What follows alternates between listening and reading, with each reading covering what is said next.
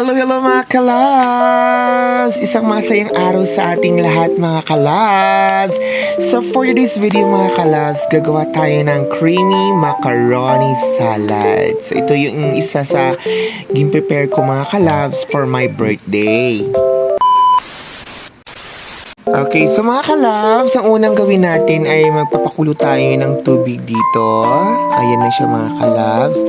Pagkatapos mga kalabs, lagyan natin ng asin para maging flavor naman yung ating macaroni. Pagkatapos mga kalabs, takpan natin at hintayin natin ito kumulo.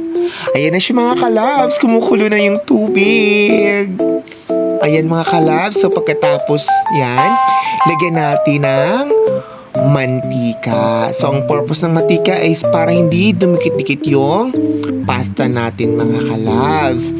Then, pagkatapos yun mga kalabs,